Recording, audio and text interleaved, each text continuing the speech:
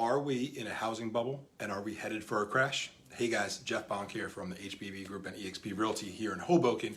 And today we're going to talk about, answer the question and look at some facts of, are we in a housing bubble?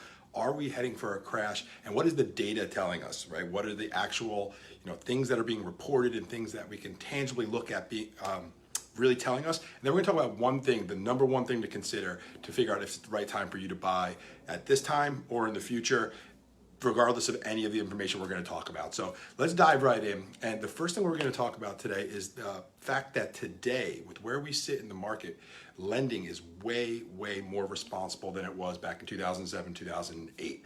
Back at that time, the down payments were very small, if not non-existent. We had stated income. We had just sign your name here and here's 100% financing.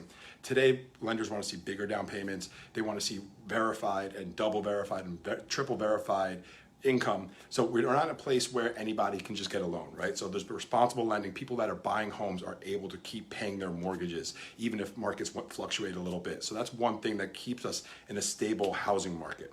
The second thing that we're in is we have very, very low supply. Back in 2008 and 7, we had 8-9 months of supply in the market. And yes, it was moving fast and prices were moving up, but there was so much more supply coming back on the market.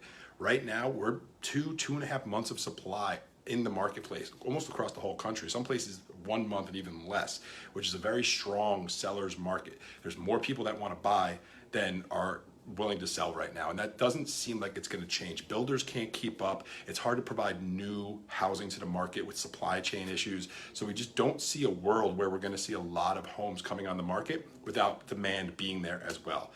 Another, very strong point for a strong market that probably won't be headed for a crash.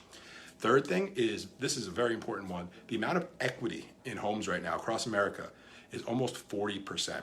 So that means that if you own $1 million home or a $500,000 home, let's say, you have $200,000 of equity in that home.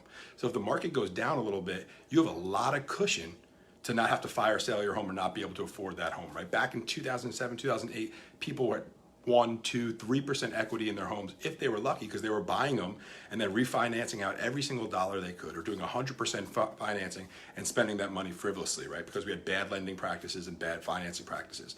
Today, the average American has almost 40% equity in their home, creates a lot of buffer, right? So those are 3 reasons why the market is very strong right now and why we're probably not headed for a crash.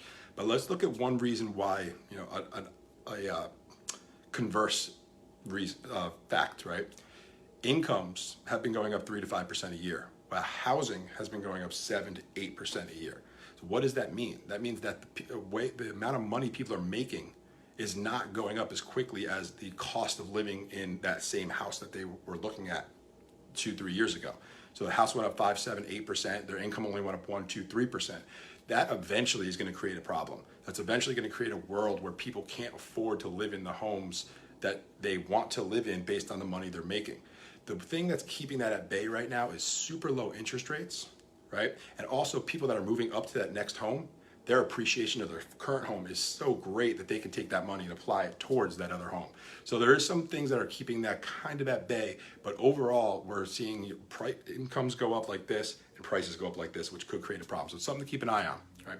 So taking all those points into consideration, all the major economists out there that are reporting their projections for the next few years are all expecting housing to go about 5% across America next year and another 4% in 2023.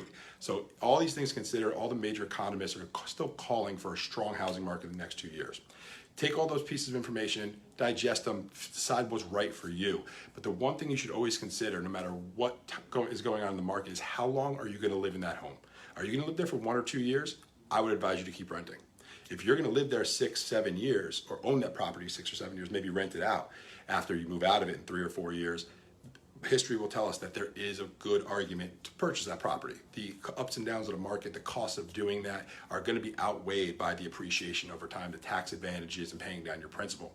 So guys, that's a quick update on where the market is today. What does housing look like? Where's pricing going? No one has a crystal ball, but this is what we have that we can sink our teeth into. If you have any questions, want to discuss this more, feel free to reach out. Talk to you soon.